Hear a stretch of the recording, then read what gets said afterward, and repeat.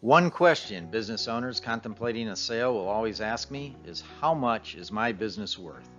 This is Eric Gall, President and Broker at Edison Business Advisors, and today we're going to explore that question. So how do we go about valuing a business? In general, there are three approaches: the market, asset, and income approach. Combined, these approaches have 8 methods to determine value. We may combine any number of these 8 methods to calculate the value depending upon the seller's particular situation. We then weigh each of these methods based on their relative merit to obtain what's called the most probable selling price. Now let's take a look at one of the more popular methods of valuation. Let's take a closer look at the seller discretionary earnings, or SDE, method. To calculate SDE, you start with the net income on the tax return or the income statement, and you add back certain expenses. For example, you add back cash benefits like the owner's salary or the owner's income taxes. You add back tax benefits such as depreciation, amortization, and interest. And finally, you add back personal benefits like meals, entertainment, automobile expenses, health and life insurance, or the owner's retirement plan. Once you've added that back, you have the SDE, and then you'll multiply that SDE by what's called an SDE multiple. That multiple is derived by taking a look at comparable businesses in your industry of similar size that have recently sold. When you multiply SDE by the SDE multiple, you obtain the value of the business.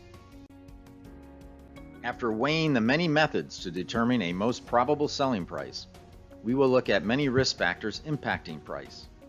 The greater the risk to a buyer, the more they will discount the price. Here are the 15 most common factors that we have found buyers will look at to determine their risk and establish their price that they will pay for a business. The most important among these is clear financial records. However, others such as customer diversity, proprietary technology, availability of seller financing can also greatly impact that price. So what are buyers looking for? Well, the purchase of a business is an investment, and like any investment, they want return. To ensure the business is valued appropriately, we run an ROI test. The test works like this. We take the seller's discretionary earnings, we subtract a fair salary for their time and efforts in running the business, and then subtract the debt service if the business is financed. The amount left over is the return on investment, or ROI. The ROI is divided by the initial investment or down payment to calculate a percentage. For cash deals, we like to see the ROI percentage to be above 30%. For a finance deal, we like to see the ROI percentage to be above 60%.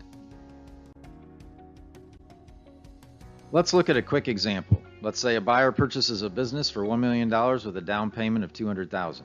The business has a seller discretionary earnings of $369,000. If we take the SDE and we subtract a fair salary for the business, let's say $140,000, and an annual debt service for the $800,000 note of about $102,000, the return on investment left is $126,000. If you take the ROI and divide it by the initial investment, the ROI percentage is 63%. This exceeds the 60% threshold for a finance deal, and it appears to be a good deal. Another test we run is the lender test for a finance deal. A lender just wants to make sure there's enough cash flow from the business to ensure the note is satisfied. A lender will take the SDE and subtract a fair salary to determine the free cash flow for an owner. The free cash flow is then divided by the debt service to determine what is called the debt coverage ratio. If that ratio is greater than 1.25, most banks will lend to a buyer with industry or relevant experience. Going back to our same example of a business priced at $1 million with a down payment of $200,000, an SDE of $369,000, and an annual debt service of $102,000, we would take the SDE, subtract the fair salary of $140,000 to determine a free cash flow of $229,000. Taking that free cash flow, dividing it by the debt service, we get a debt coverage ratio of 2.24. That's much higher than the 1.25 debt coverage a bank likes to see. Therefore, the bank is likely to lend on this deal. In summary, let's take a look at what we at Edison Business Advisors do to determine your business's value. First, we weigh several methods to determine a most probable selling price. Second, we adjust that price for specific risk factors.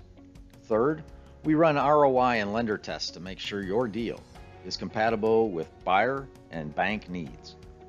But what's most important is to understand that market determines value. At the end of the day, a business is only worth what someone is willing to pay for it.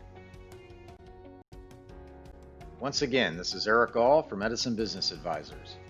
If you have any questions about business valuation, contact me at eric@edisonba.com or call me at 239-738-6227. And don't forget to visit our website at www.edisonba.com for more great information on business sales, business acquisitions, and business valuations.